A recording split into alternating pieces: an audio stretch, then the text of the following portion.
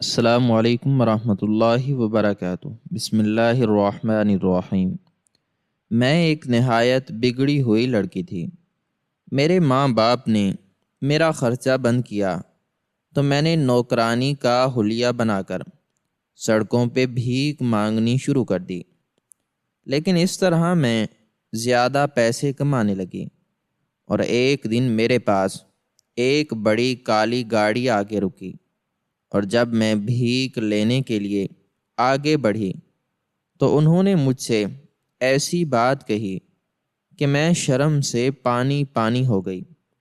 لیکن پھر میں نے ان کی بات مان لی، کیونکہ وہ مجھے میری بغاوت کی شروعات کسی ایک دن میں نہیں ہوئی تھی، بلکہ یہ ایک طویل عمل تھا جس نے میرے اور میرے والدین کے درمیان ایک نہ ختم ہونے والی خلیج پیدا کر دی تھی۔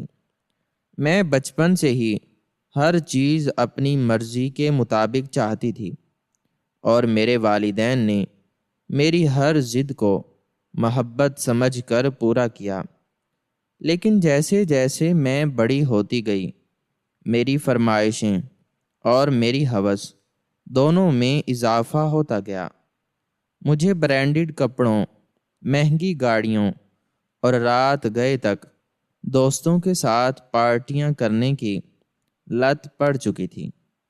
میرے بابا ایک شریف النفس انسان تھے جو اپنی حلال کی کمائی سے گھر چلاتے تھے، لیکن میری نظر میں ان کی وہ کمائی ہمیشہ کم اور حقیر رہی۔ میں انہیں طعنے دیتی تھی کہ وہ مجھے وہ طرز زندگی نہیں دے پا رہے جو میری سہیلیوں کو میسر ہے۔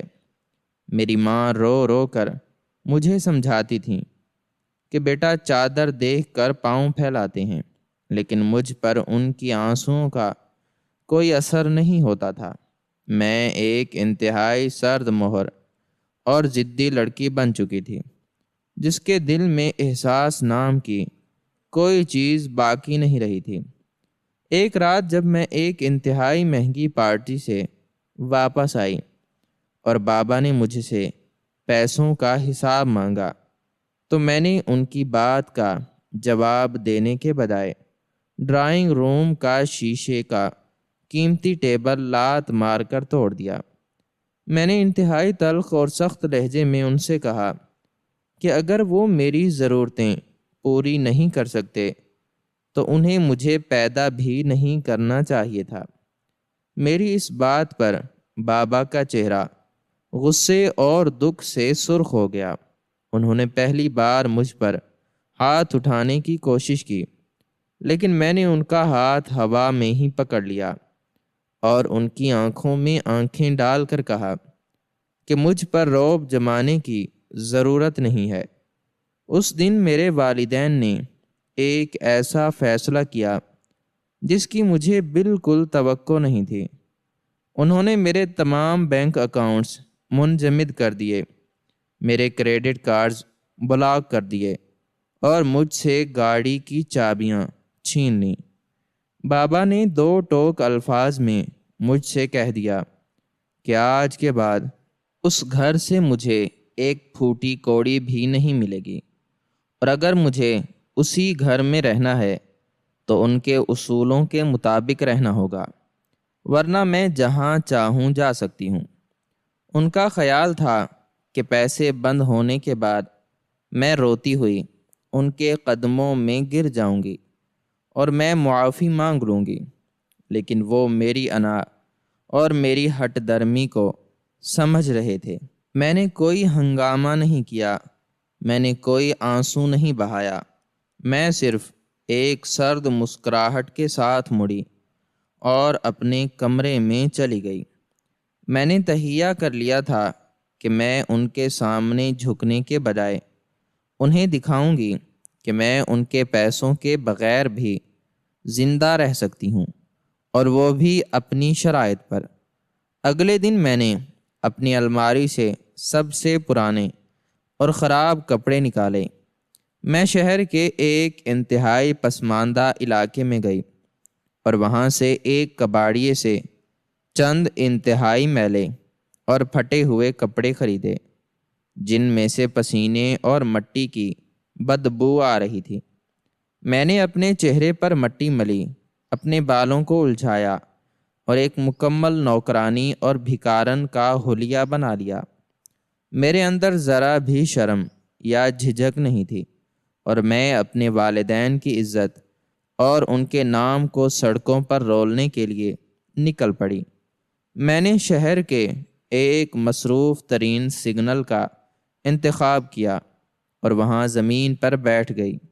تپتی ہوئی دھوپ اور سڑک کی دھول میرے لیے نئی تھی، لیکن میرے اندر کی آگ اس دھوپ سے زیادہ تیز تھی۔ جب میں نے پہلی بار اپنا ہاتھ ایک گاڑی کے شیشے کی طرف بڑھایا تو مجھے لگا کہ شاید میں یہ نہیں کر پاؤں گی، لیکن جب اس گاڑی میں بیٹھے شخص نے میری حالت پر ترس کھا کر مجھے 50 روپے کا نوٹ تھمایا تو میرے اندر کا سارا غرور ایک عجیب سی تسکین میں بدل گیا۔ میں نے محسوس کیا کہ لوگوں کے جذبات سے کھیلنا اور ان کی ہمدردی کا فائدہ اٹھانا کتنا آسان کام ہے۔ میں دن بھر وہیں بیٹھی رہی اور لوگوں کے سامنے اپنی جھوٹی مجبوریوں کا رونا روتی رہی۔ میری آنکھوں میں آنسو نہیں ہوتے تھے، لیکن میرے چہرے کے تاثرات اتنے سخت اور مجبور ہوتے تھے کہ لوگ خود بخود میری طرف کھینچے چلے آتے تھے۔ شام تک میرے پاس اتنے پیسے جمع ہو چکے تھے جتنے شاید ایک عام مزدور کئی دنوں میں نہیں کما پاتا۔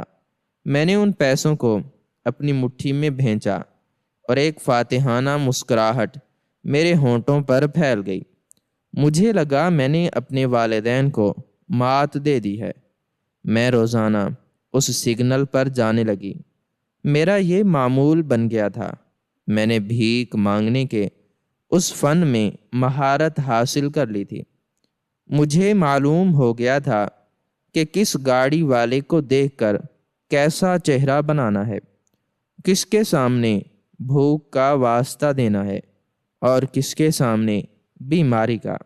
میری کمائی میں روز بروز اضافہ ہو رہا تھا اور میں ان پیسوں کو انتہائی بے دردی سے اپنی فضول خرچیوں پر اڑاتی تھی۔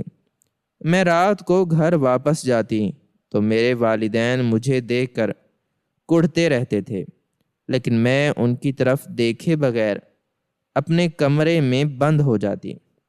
یہ میری طرف سے ان کے لیے ایک خاموش اور تکلیف دہ انتقام تھا، لیکن مجھے اندازہ نہیں تھا کہ میرا یہ غرور اور میری یہ خود اعتمادی مجھے کس گہری کھائی کی طرف لے کر جا رہی ہے۔ ایک دن دوپہر کے وقت جب سورج آگ برسا رہا تھا اور سڑک پر ٹریفک کچھ کم تھی، ایک انتہائی شاندار اور لمبی کالی گاڑی میرے قریب آ کر رکی۔ اس گاڑی کے شیشے مکمل طور پر کالے تھے اور اس کی چمک سے اندازہ ہو رہا تھا کہ اس کا مالک کوئی بہت بااثر اور امیر شخص ہے۔ میں اپنی عادت کے مطابق ایک مجبور سا چہرہ بنا کر اس گاڑی کی طرف بڑھی اور شیشے پر ہلکی سی دستک دی۔ گاڑی کا پچھلا شیشہ آہستہ سے نیچے ہوا اور اندر سے انتہائی مہنگے پرفیوم کی خوشبو کے ساتھ ٹھنڈی ہوا کا ایک جھونکا باہر آیا۔ اندر 2 مرد بیٹھے تھے جن کی آنکھوں پر کالے چشمے تھے اور ان کے چہروں پر ایک عجیب سی سختی اور سنجیدگی تھی۔ ان میں سے ایک نے میری طرف دیکھا اور میرے پھیلے ہوئے ہاتھ میں پیسے رکھنے کے بجائے ایک چھوٹا سا خاکی رنگ کا پیکٹ میری طرف بڑھا دیا۔ اس نے مجھے ایک مخصوص پتہ بتایا اور کہا کہ اگر میں یہ پیکٹ وہاں پہنچا دوں تو وہ مجھے اتنے پیسے دے گا جتنے میں نے اپنی پوری زندگی میں ایک ساتھ نہیں دیکھے ہوں گے۔ اس کی آواز میں ایک ایسا تحکم اور سرد پن تھا جس نے مجھے اندر تک ہلا دیا۔ میں کوئی معصوم بچی نہیں تھی، میں سڑکوں پر بیٹھ کر دنیا کی حقیقتیں دیکھ چکی تھی۔ مجھے اس خاکی پیکٹ کی شکل اور اس آدمی کے انداز سے فوراً اندازہ ہو گیا کہ یہ کوئی عام چیز نہیں بلکہ منشیات ہے۔ ایک لمحے کے لیے میرے اندر ایک خوف سا پیدا ہوا۔ میں بھیک مانگنے کو تو اپنے والدین کے خلاف بغاوت سمجھتی تھی، لیکن منشیات کے کاروبار میں پڑنا موت کے منہ میں جانے کے مترادف تھا۔ میں نے سختی سے اپنا ہاتھ پیچھے کھینچ لیا اور ایک انتہائی تلخ لہجے میں اسے جواب دیا کہ میں بھیک مانگتی ہوں لیکن ایسے گندے کام نہیں کرتی۔ میرا لہجہ اور میرے چہرے کی سختی دیکھ کر وہ آدمی ہلکا سا مسکرایا۔ اس کی مسکراہٹ میں ایک عجیب سی حقارت تھی۔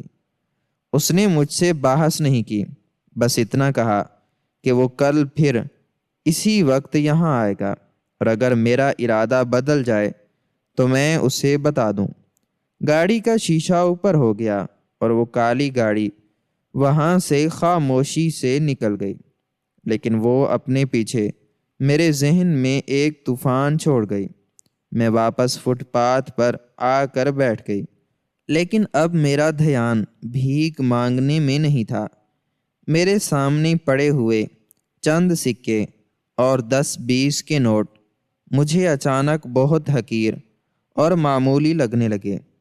میں نے وہ پیکٹ لینے سے انکار تو کر دیا تھا، لیکن اس آدمی نے پیسوں کا جو لالچ دیا تھا وہ میرے دماغ میں ہتھوڑے کی طرح بج رہا تھا۔ اس رات جب میں اپنے بستر پر لیٹی تو مجھے نیند نہیں آ رہی تھی۔ میں مسلسل اس کالی گاڑی، اس پراسرار آدمی اور اس خاکی پیکٹ کے بارے میں سوچ رہی تھی۔ میرے اندر کی ہوس اور لالچ نے میرے ضمیر اور میرے خوف کو دبانا شروع کر دیا تھا۔ میں خود کو تسلیاں دینے لگی کہ صرف ایک پیکٹ ہی تو پہنچانا ہے، اس میں میرا کیا نقصان ہے۔ میں نے سوچا کہ اگر میں وہ پیکٹ پہنچا کر ایک ہی بار میں اتنی بڑی رقم کما لوں تو مجھے روز روز سڑکوں پر دھول اور دھوپ نہیں پھانکنی پڑے گی۔ میں خود کو عقل مند سمجھ رہی تھی اور مجھے لگ رہا تھا کہ میں اس صورتحال کو مکمل طور پر کنٹرول کر سکتی ہوں۔ میری خود اعتمادی دراصل میری سب سے بڑی بے وقوفی تھی۔ ساری رات اسی کشمکش میں گزر گئی اور جب اگلی صبح ہوئی تو میرے اندر کا لالچ پوری طرح سے مجھ پر حاوی ہو چکا تھا۔ میں نے اپنے بھکارن والے کپڑے پہنے اور دوبارہ اسی سگنل پر جا پہنچی۔ میرا دل زور زور سے دھڑک رہا تھا اور میری نظریں بار بار سڑک کے اس موڑ کی طرف اٹھ رہی تھیں جہاں سے وہ کالی گاڑی آنی تھی۔ دوپہر کے ٹھیک اسی وقت وہ گاڑی دوبارہ وہیں نمودار ہوئی۔ میرا سانس ایک لمحے کے لیے رک گیا۔ میں نے ارد گرد دیکھا اور پھر انتہائی پر اعتماد انداز میں چلتی ہوئی اس گاڑی کے قریب گئی۔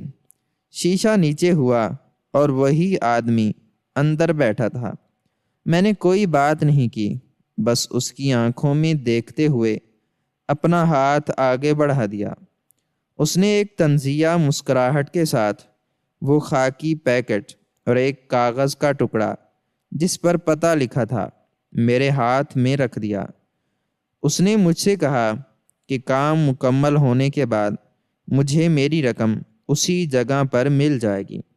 میں نے پیکٹ کو اپنے کپڑوں میں چھپایا اور وہاں سے تیزی سے نکل گئی۔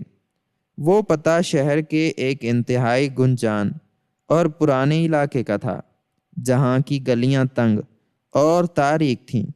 میں اس علاقے میں کبھی نہیں گئی تھی اور وہاں کا ماحول دیکھ کر مجھے عجیب سی وحشت محسوس ہو رہی تھی، لیکن پیسوں کے لالچ نے مجھے اندھا کر رکھا تھا۔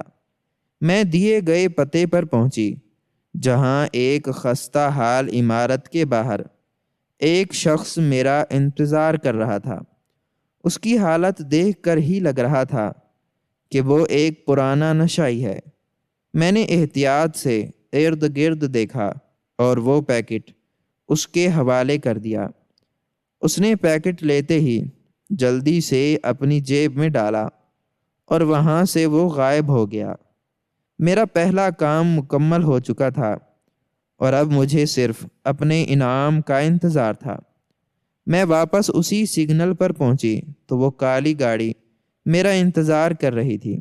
شیشہ نیچے ہوا اور اس بار اس آدمی نے ایک موٹا سا لفافہ میری طرف بڑھا دیا۔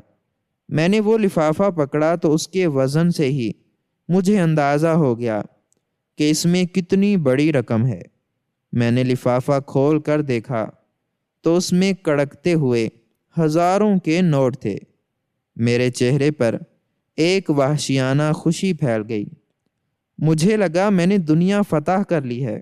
میری وہ محنت جو میں سارا دن سڑک پر بیٹھ کر کرتی تھی، اس ایک چھوٹے سے کام کے سامنے بالکل ہیچ تھی۔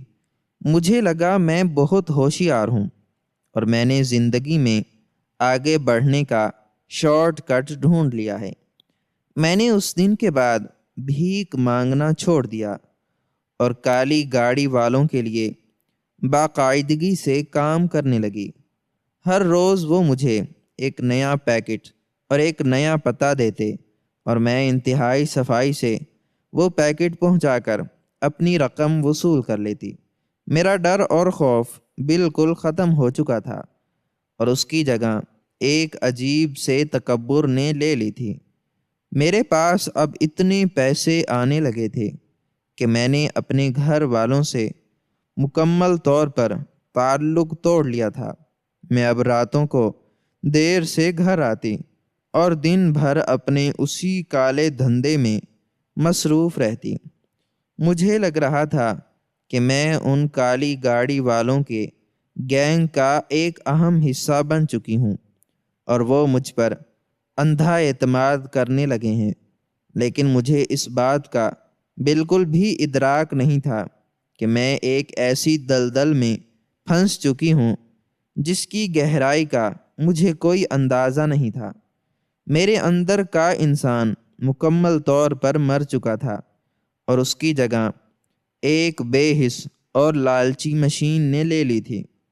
کچھ عرصہ اسی طرح گزرنے کے بعد ان گاڑی والوں نے محسوس کر لیا کہ میں اب مکمل طور پر ان کے کنٹرول میں ہوں اور پیسوں کے لیے کسی بھی حد تک جا سکتی ہوں۔ ایک دن جب میں اپنا روٹین کا کام ختم کر کے ان سے پیسے لینے گئی تو انہوں نے مجھے منشیات کا پیکٹ دینے کے بجائے ایک نیا اور انتہائی بھیانک کام سونپا۔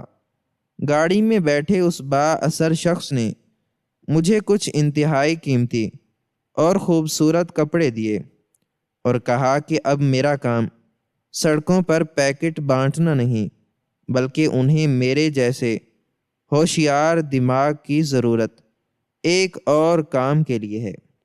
اس نے مجھے بتایا کہ مجھے شہر کے مختلف غریبوں علاقوں اور بس سٹینڈ پر جانا چاہیے اور وہاں موجود مجبور اور ضرورت مند لڑکیوں کو تلاش کرنا ہے۔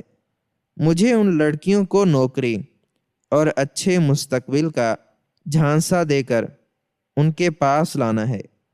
اس نے مجھے ایک لڑکی کے بدلے اتنی بڑی رقم کی پیشکش کی جو منشیات بیچنے سے کئی گنا زیادہ تھی۔ میرے ذہن میں ایک لمحے کے لیے الارم بجا۔ مجھے معلوم تھا کہ ان غریب لڑکیوں کو وہ کس مقصد کے لیے استعمال کریں گے۔ مجھے اندازہ تھا کہ میں انہیں جسم فروشی اور تباہی کی ایک ایسی اندھیری دنیا میں دھکیلنے جا رہی ہوں جہاں سے ان کی واپسی ناممکن ہے۔ لیکن اس بار میں نے بالکل بھی نہیں سوچا۔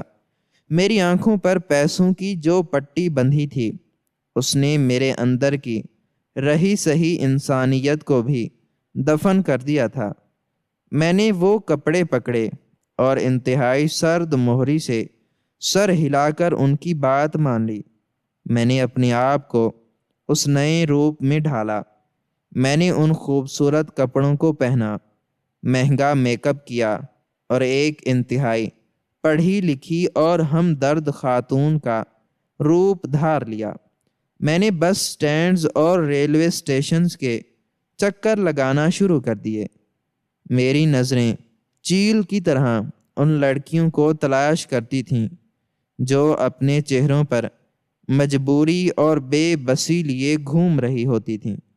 میرا پہلا شکار ایک انتہائی کم عمر اور معصوم سی لڑکی تھی جو گاؤں سے شہر میں نوکری کی تلاش میں آئی تھی۔ وہ ایک بینچ پر بیٹھی رو رہی تھی کیونکہ اس کے پاس نہ رہنے کی جگہ تھی اور نہ ہی کھانے کو کچھ تھا۔ میں ایک شکاری کی طرح اس کے پاس گئی اور انتہائی نرمی اور ہمدردی سے اس کے سر پر ہاتھ رکھا۔ میں نے اسے جھوٹے خواب دکھائے۔ میں نے اس سے کہا کہ میں ایک فلاحی ادارے کے لیے کام کرتی ہوں اور میں اسے ایک بہت اچھی جگہ نوکری دلوا سکتی ہوں جہاں اسے عزت اور پیسہ دونوں چیزیں ملیں گی۔ اس معصوم لڑکی نے میری ظاہری ہمدردی اور میرے مہنگے کپڑوں کو دیکھ کر مجھ پر اعتبار کر لیا۔ وہ میری باتوں میں آ گئی اور میرے ساتھ چلنے کے لیے تیار ہو گئی۔ میں اسے لے کر ان کالی گاڑی والوں کے بتائے ہوئے ایک خفیہ اڈے پر گئی۔ جب میں نے اس لڑکی کو ان درندوں کے حوالے کیا تو اس کی آنکھوں میں ایک عجیب سا خوف اور الجھن تھی۔ اس نے مجھے روتے ہوئے کہا کہ باجی آپ مجھے کہاں چھوڑ کر جا رہی ہیں؟ لیکن میں نے اس کی طرف دیکھے بغیر اپنی رقم کا بریف کیس پکڑا اور انتہائی بے حسی کے ساتھ وہاں سے مڑ گئی۔ اس کے بعد مجھے اس لڑکی کی چیخیں سنائی دیں، لیکن میرے قدم نہیں رکے۔ اس رات جب میں نے ان نوٹوں کو گنا تو مجھے ان پر اس غریب لڑکی کے آنسوؤں اور اس کی برباد ہوتی زندگی کا کوئی نشان نظر نہیں آیا۔ مجھے بس اپنا بڑھتا ہوا بینک بیلنس اور اپنی طاقت نظر آ رہی تھی۔ میں نے اس کام کو اپنا نشہ بنا لیا۔ میں ہر روز ایک نئی کہانی، ایک نیا جھوٹ اور ایک نیا فریب لے کر نکلتی اور معصوم لڑکیوں کو ان درندوں کے حوالے کر دیتی۔ میں ان کی چیخوں، ان کی منتوں اور ان کی بد دعاؤں کو مکمل طور پر نظر انداز کر چکی تھی۔ مجھے لگتا تھا کہ یہ لڑکیاں بے وقوف ہیں اور ان کی قسمت میں یہی لکھا ہے۔ میں خود کو ایک شکاری سمجھتی تھی جس کے لیے کوئی اصول، کوئی جذبہ اور کوئی رحم معنی نہیں رکھتا تھا۔ میرا دل ایک پتھر بن چکا تھا اور میری روح ایک گہری تاریکی میں ڈوب چکی تھی۔ میں اپنی اس جھوٹی طاقت اور بے پناہ دولت کے نشے میں اتنی اندھی ہو چکی تھی کہ مجھے یہ نظر ہی نہیں آ رہا تھا کہ میں نے اپنے ارد گرد موت کا ایک ایسا جال بن لیا ہے جس کے دھاگے ان کالی گاڑی والوں کے ہاتھ میں تھے، اور وہ کسی بھی وقت اس جال کو کھینچ کر میری سانسیں روک سکتے تھے۔ میری خود اعتمادی اور تکبر اب اس انتہا پسندانہ بلندی پر پہنچ چکا تھا جہاں میرے قدم زمین پر نہیں ٹکتے تھے، اور میری گردن میں موجود غرور کا سریا مجھے اپنے سامنے موجود ہر ذی روح کو حقیر اور ایک معمولی کیڑا مکوڑا سمجھنے پر مجبور کرتا تھا۔ میری آنکھوں پر دولت کی ایسی دبیز اور بدبودار چربی چڑھ چکی تھی کہ مجھے اب سچ اور جھوٹ، جائز ناجائز کے درمیان کوئی تمیز باقی نہیں رہی تھی۔ ان کالی گاڑی والوں نے بڑی مہارت اور مکاری سے میرے ذہن میں یہ زہر بھر دیا تھا کہ میں اس پورے بین الاقوامی کالے دھندے کی واحد ملکہ اور ریڑھ کی ہڈی ہوں، اور میرے بغیر ان کی یہ وسیع و عریض سلطنت نما نیٹ ورک ایک لمحے کے لیے بھی حرکت نہیں کر سکتا۔ وہ مجھے مسلسل شہزادی اور بوس کہہ کر پکارتے تھے، اور میں اپنی بے وقوفی اور پیسے کی اندھی ہوس میں یہ سمجھ بیٹھی تھی کہ میں نے زندگی کا وہ انمول اور خفیہ راز پا لیا ہے جو دنیا کے کسی اور انسان کے پاس نہیں ہے۔ انہوں نے مجھے شہر کے دور افتادہ مضافات میں ایک انتہائی پراسرار اور خوفناک حد تک بڑا گودام دکھایا، جس کی دیواریں آسمان سے باتیں کرتی تھیں، اور جہاں ہر وقت جدید اسلحہ سے لیس گارڈز پہرا دیتے تھے۔ انہوں نے بڑے پیار اور مصنوعی اعتماد کا ڈرامہ رچاتے ہوئے مجھے بتایا کہ وہ اس عظیم الشان گودام کو مکمل طور پر میرے نام پر منتقل کرنا چاہتے ہیں، تاکہ تمام مالی معاملات اور انتظامی امور میں خود سنبھال سکوں، اور مجھے اس کی باقاعدہ قانونی مالک تسلیم کر لیا جائے۔ میں نے خوشی کے مارے اپنے ہوش و حواس بالکل کھو دیے تھے، اور بغیر سوچے سمجھے ان تمامی قانونی کاغذات، کرایہ ناموں اور معاہدوں پر اپنے دستخط کر دیے، جن پر دراصل میری ہمیشہ کی تباہی اور بربادی کی مہر لگی ہوئی تھی۔ میں نے ایک بار بھی ان کاغذات کی پیچیدہ تحریر کو پڑھنے یا سمجھنے کی زحمت نہیں کی، کیونکہ میری آنکھوں پر ہوس کی وہ پٹی بندھی ہوئی تھی جو صرف ذلت کی کھائی میں گرنے کے بعد ہی کھلتی ہے۔ مجھے لگ رہا تھا کہ میں اب ایک بہت بڑی اور ناقابل شکست کاروباری شخصیت بن چکی ہوں۔ میں ہر روز اس گودام میں ایک جابر حاکم کی طرح داخل ہوتی تھی، جہاں منشیات کے انبار لگے ہوتے تھے، اور ان معصوم اور مجبور لڑکیوں کو جانوروں کی طرح چھوٹے کمروں میں بند کر کے رکھا جاتا تھا، جنہیں میں اپنے جھوٹے وعدوں اور ہمدردی کے جال میں پھنسا کر لاتی تھی۔ میں ان کی تڑپ، ان کے بہتے ہوئے آنسوؤں اور ان کی دلدوز سسکیوں کو دیکھ کر بھی بالکل بے حس اور پتھر دل رہتی تھی، کیونکہ ہر نئی لڑکی کے بدلے مجھے جو بھاری رقم ملتی تھی وہ میرے ضمیر کو ہمیشہ کے لیے خاموش رکھنے کے لیے کافی سے زیادہ تھی۔ میں نے اپنے آپ کو ایک ایسی گہری دلدل میں اتار لیا تھا جہاں سے واپسی کا کوئی راستہ نہیں بچا تھا، لیکن میں اس بات سے بالکل بے خبر اور غافل تھی کہ میں ان کالی گاڑی والوں کے بچھائے ہوئے ایک بہت بڑی اور فنی جال میں بری طرح سے پھنس چکی ہوں۔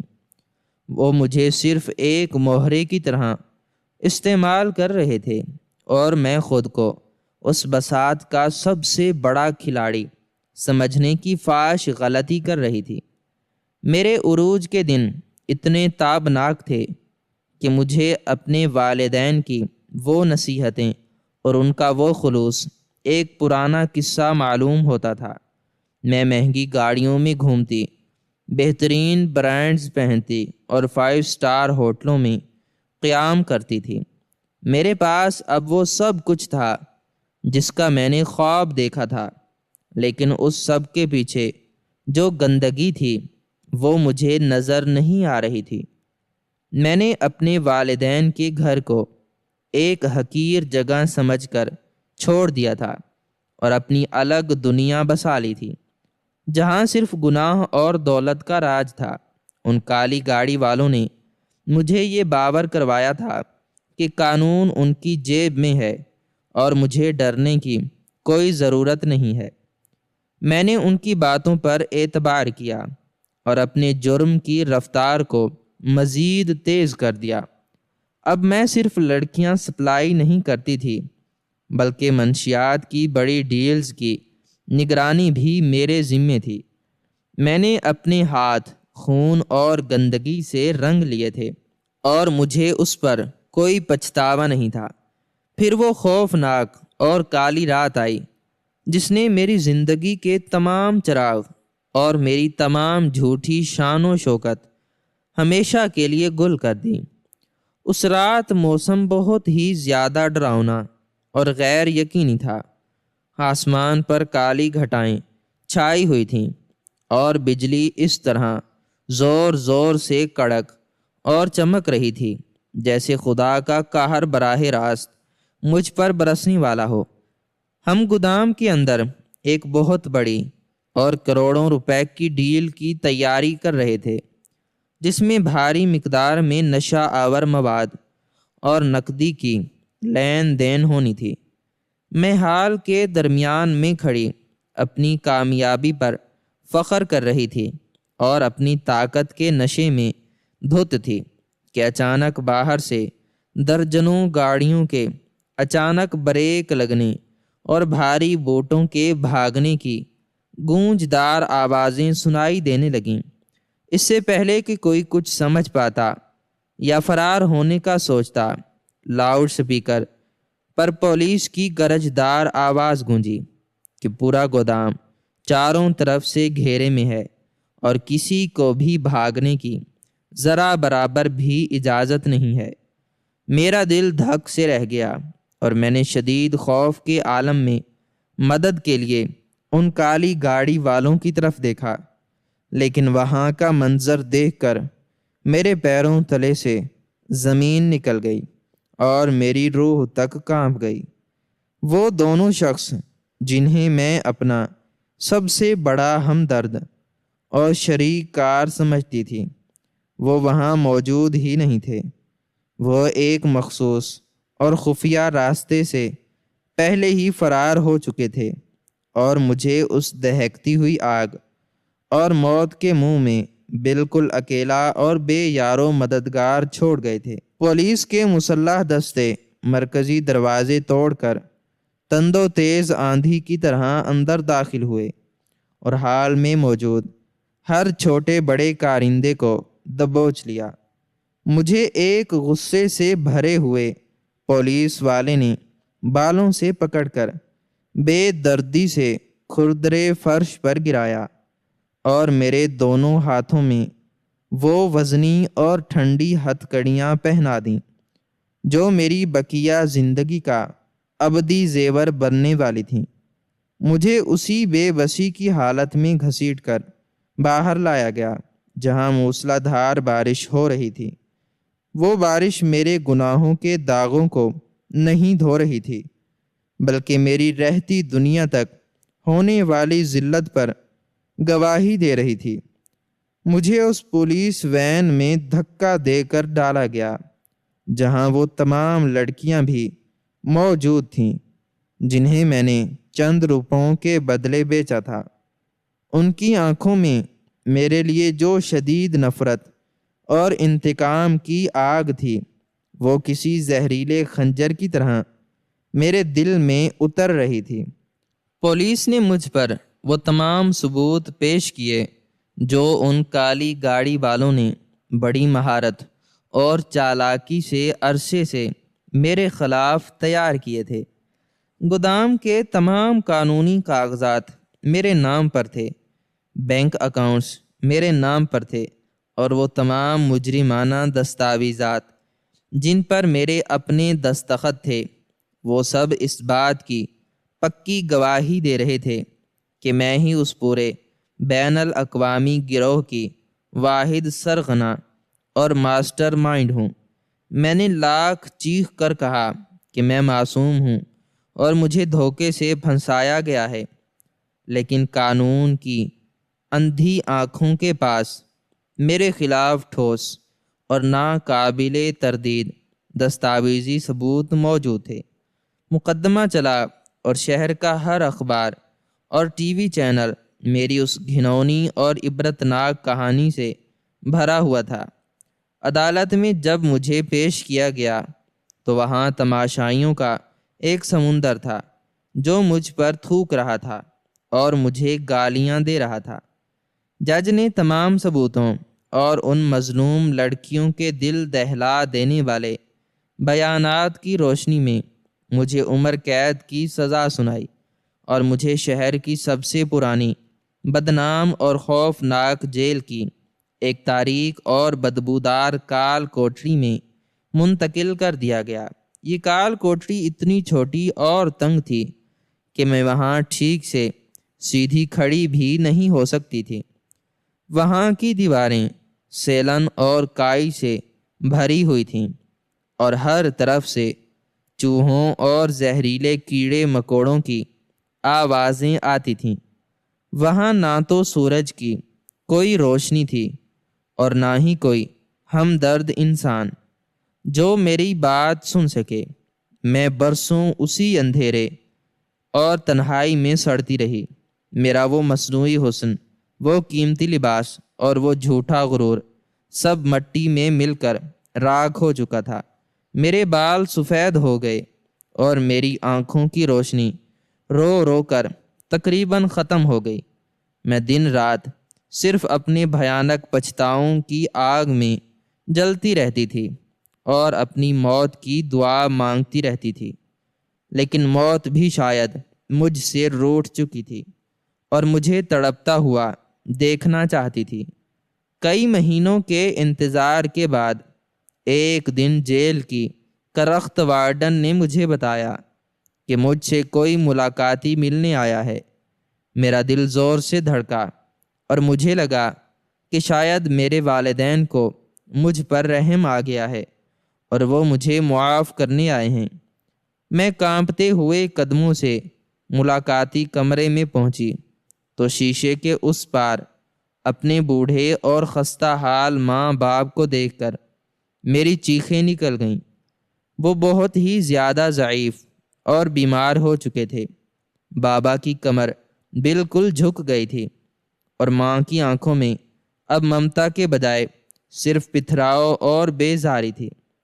میں نے روتے ہوئے ان سے معافی مانگی اور کہا کہ مجھے اس جہنم سے نکال لیں، میں مر جاؤں گی۔ لیکن بابا نے ایک ایسی ہوش ربا بات کہی کہ جس نے میری رہی سہی روح کو بھی فنا کر دیا۔ انہوں نے بتایا کہ انہیں بہت پہلے سے میری ان تمام بری عادتوں اور غلط صحبت کا علم ہو گیا تھا، اور انہوں نے میرا خرچہ صرف اور صرف اس لیے بند کیا تھا تاکہ میں اپنی غلطی کا احساس کر کے واپس اپنی اصل زندگی کی طرف آ جاؤں۔ انہوں نے مجھے سڑکوں پر بھکارن بن کر بھیک مانگتے اور پھر ان کالی گاڑی والوں کے ساتھ جاتے ہوئے بھی اپنی آنکھوں سے دیکھا تھا۔ وہ خاموشی سے میرا پیچھا کرتے رہے اور ہر رات رو رو کر دعا کرتے رہے کہ شاید اب میں سدھر جاؤں، لیکن میں نے ہر بار ان کی محبت کے بجائے اپنی ہوس اور ضدی انا کو چنا۔ بابا نے کہا کہ ہم نے تمہیں بچانے کا آخری حربہ آزمایا تھا کہ شاید تم تنگ آ کر واپس آؤ گے، لیکن تم نے تو خود اپنی زندگی اور ہماری عزت کو آگ لگا دی۔ اب تم اس عبرتناک سزا کی واحد حقدار ہو اور ہم تمہیں مرتے دم تک کبھی معاف نہیں کریں گے۔ ماں نے صرف اتنا کہا کہ ان کی بیٹی تو اسی منحوس دن مر گئی تھی جس دن اس نے اپنے ضمیر کا سودا کیا تھا۔ یہ کہہ کر وہ دونوں مڑ گئے اور مجھے اس اندھیری کوٹری کے سپرد کر کے ہمیشہ کے لیے چلے گئے۔ اب میں یہاں اکیلی اپنی سانسیں گن رہی ہوں اور یہ سمجھ چکی ہوں کہ والدین کی نافرمانی اور حرام کی ہوس کا انجام صرف اور صرف ذلت، رسوائی اور ابدی تنہائی ہی ہے۔ میری زندگی اب ایک ایسی عبرت کی داستان ہے جس کا کوئی دوسرا انجام ممکن نہیں تھا۔ میں نے خود اپنے ہاتھوں سے اپنی جنت اجاڑی تھی اور اب یہ جہنم ہی میرا واحد مقدر ہے۔ میں اس کال کوٹری کی دیواروں کو تکتی رہتی ہوں اور مجھے ہر لمحہ وہ کالی گاڑی اور اس میں بیٹھے وہ مکار چہرے یاد آتے ہیں جنہوں نے میری زندگی کو ایک کھلونے کی طرح استعمال کیا اور پھر جب جی بھر گیا تو کچرے کی طرح پھینک دیا۔ میری روح اب ان معصوم لڑکیوں کی بد دعاؤں کے بھاری بوجھ تلے دبی ہوئی ہے جنہیں میں نے چند ٹکوں کی خاطر اس جہنم میں دھکیلا تھا۔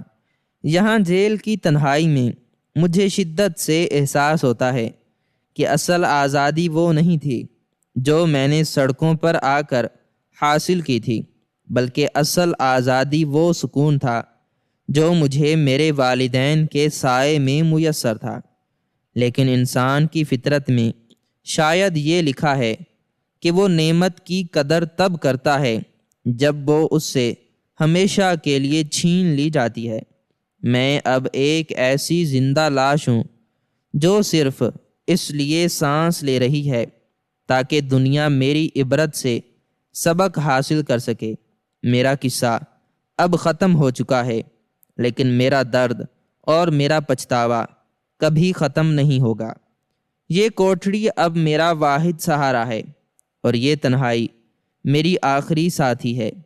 میں نے اپنے غرور کی جو قیمت چکائی ہے وہ بہت ہی زیادہ مہنگی اور ناقابل برداشت ہے۔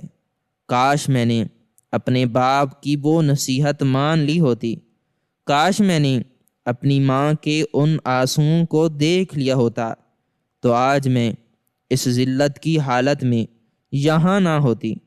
لیکن اب کاش کہنے کا کوئی فائدہ نہیں ہے، کیونکہ گزرا ہوا وقت کبھی واپس نہیں آتا اور کیے ہوئے گناہ کبھی مٹتے نہیں ہیں۔ میری سزا اب میری واحد پہچان بن چکی ہے، اور میں اس گہرے اندھیرے میں اپنی آخری ہچکی کا انتظار کر رہی ہوں تاکہ اس ذلت بھری زندگی سے نجات پا سکوں۔ قدرت کا انصاف دیکھو کہ میں نے جن کو اپنا سمجھا انہوں نے مجھے تباہ کیا، اور جن کو میں نے دشمن سمجھا وہ مجھے بچانے کی کوشش کرتے رہے، لیکن میری اپنی انا نے مجھے کہیں کا نہ چھوڑا۔ اب یہاں صرف میں ہوں، میری تنہائی ہے، اور دیواروں پر لکھی ہوئی میری بربادی کی داستان ہے، جو رہتی دنیا تک ان لوگوں کے لیے سبق رہے گی جو والدین کی نافرمانی اور شارٹ کٹ کے ذریعے کامیابی حاصل کرنا چاہتے ہیں۔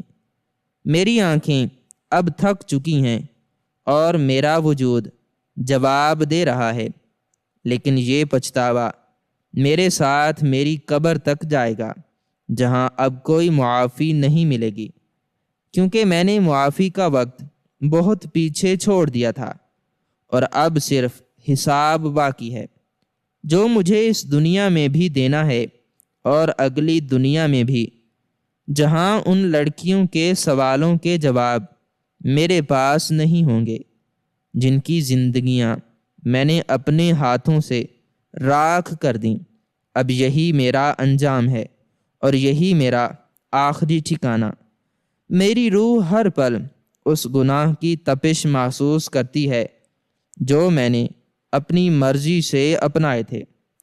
جیل کے ان طویل سالوں نے مجھے یہ سکھایا ہے کہ ضمیر کی عدالت سب سے بڑی عدالت ہوتی ہے۔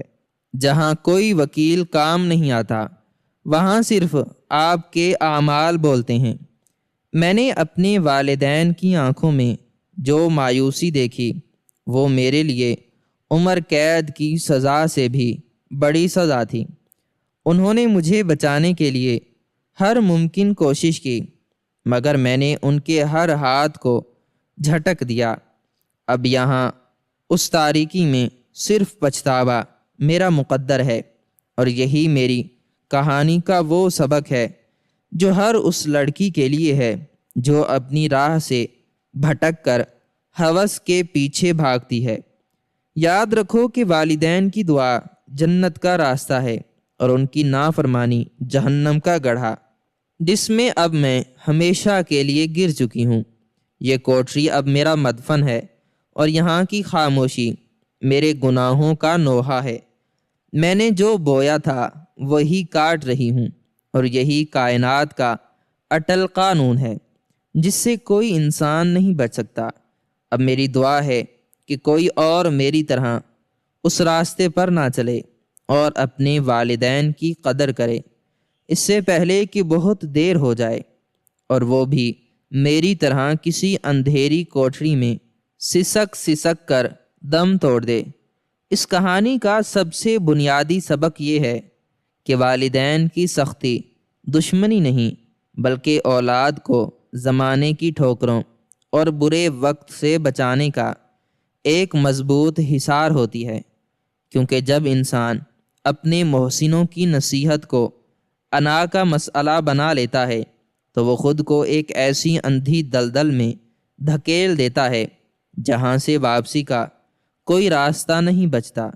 پیسے کی ہوس اور زندگی میں شارٹ کٹ کی تلاش انسان کی بصیرت کو اس طرح چھین لیتی ہے کہ اسے اپنی تباہی بھی کامیابی نظر آنے لگتی ہے، اور وہ یہ بھول جاتا ہے کہ حرام کے راستے پر ملنے والی عارضی چمک دراصل اسے ایک بہت بڑی تاریکی کی طرف لے جا رہی ہے۔ برے راستوں پر ساتھ دینے والے مکار لوگ کبھی مخلص نہیں ہوتے، بلکہ وہ آپ کی مجبوری اور لالچ کو اپنے فائدے کے لیے استعمال کرتے ہیں، اور وقت آنے پر سارا ملبہ آپ پر ڈال کر خود کو صاف بچا نکلتے ہیں۔ آخر میں یہ تلخ حقیقت سامنے آتی ہے کہ ضمیر کا سودا کرنا اور اپنے جڑوں یعنی والدین سے کٹ جانے کا نتیجہ صرف اور صرف پچھتاوا اور ایسی اندھیری کال کوٹری ہے جہاں پکارنے کے لیے کوئی آواز باقی نہیں رہتی، اور نہ ہی گزرے ہوئے وقت کو واپس لانے کا کوئی اختیار ملتا ہے۔ لہٰذا سچی کامیابی اور سکون صرف والدین کی فرما برداری اور حلال رزق میں ہی پوشیدہ ہے۔ انسان جب اپنی انا اور لالچ کی خاطر اپنے والدین کی نصیحتوں کو ٹھکراتا ہے اور حرام کے راستے پر چل پڑتا ہے تو اسے وقتی طور پر کامیابی اور دولت ضرور ملتی ہے، لیکن وہ دولت اسے ایک ایسی جیل کی طرف لے جاتی ہے جہاں سے پھر کبھی کوئی رہائی نہیں ملتی۔ برے کام کا انجام ہمیشہ برا ہوتا ہے، اور جو دوسروں کی زندگیاں برباد کرتا ہے قدرت اسے کبھی معاف نہیں کرتی۔ ناظرین، ہماری آج کی اسٹوری آپ کو کیسی لگی؟ کمنٹ سیکشن میں اپنی رائے کا اظہار ضرور کریں۔